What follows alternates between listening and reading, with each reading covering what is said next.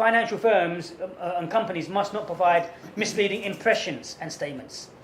So it's like protect the integrity of the UK financial system? Yes, but also protect the end consumer as well. The consumers, yes. Yes. Secure, Yes, but also the standards are there to make sure that they protect impressions relating to benchmarks.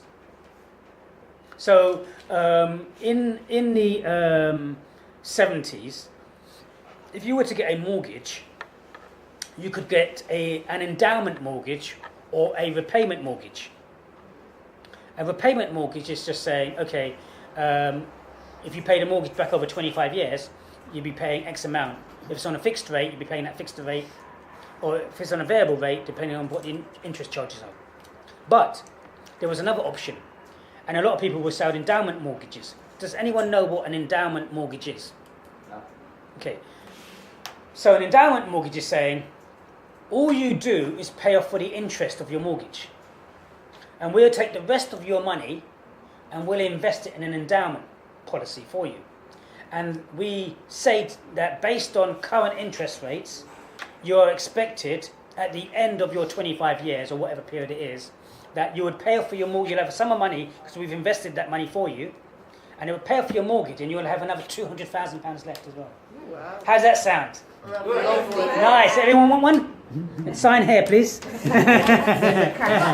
Well, the catch is this. But I know it's another option, like stay in the No, bank. let me finish. Okay. But the catch is this. It didn't tell you that interest rates can go up as well as down. And they based it on forecasts of interest rates going up.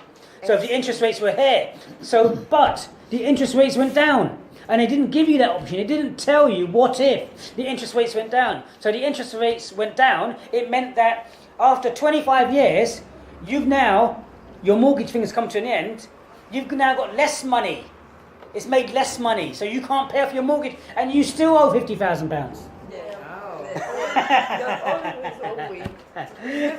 But do you all see how you all said yes? That sounds good. So I could come to you and I could sell you. Could make 200 grand at the end. Sounds good, isn't it?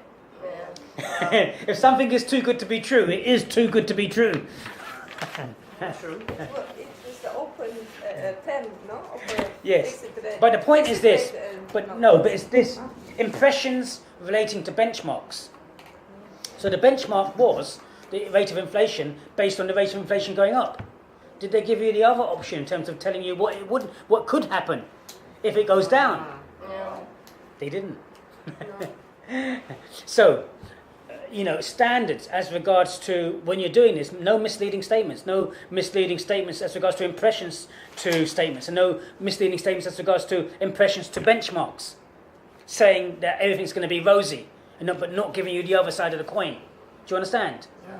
Because do you see how all of you said yes straight away and your faces lit up? But I don't have the money. Because you were even spending the money before you even had it. So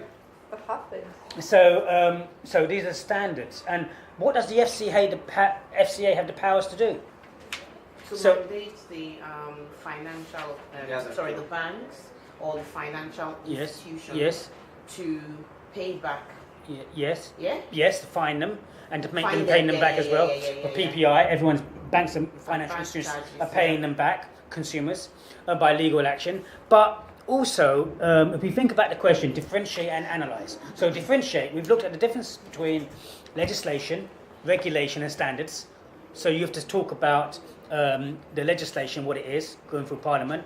Talk about the regulatory bodies, which have been set up by the regulation, and then to meet the objectives of these bodies, like the FCA, there are standards set, and then mention the standards. But now we still got to analyse how one thing affects another. So now we've got these standards. Let's say companies don't meet these standards. So here's the cause and effect. Here's how we analyse. So here's where we say that if companies provide misleading information, the FCA can go in and say, remove that product, take it off. You can't offer it anymore to consumers. The FCA can say, hang on a minute, we're going to suspend this until we investigate it further. Or the FCA can fine you. They can fine the company for not meeting the minimum standards. Okay? So the cause and effect of this is that the FCA is monitoring and controlling and trying to see what happens in the financial markets to make sure that we don't have the same problems as we had before. Yeah. Okay? So, is everyone happy with that? Yes. So that's M2 done. So we've got it on video here. This is going to be uploaded to YouTube and then linked to the online class, so only you guys will have access to it. So that's M2 done, yes?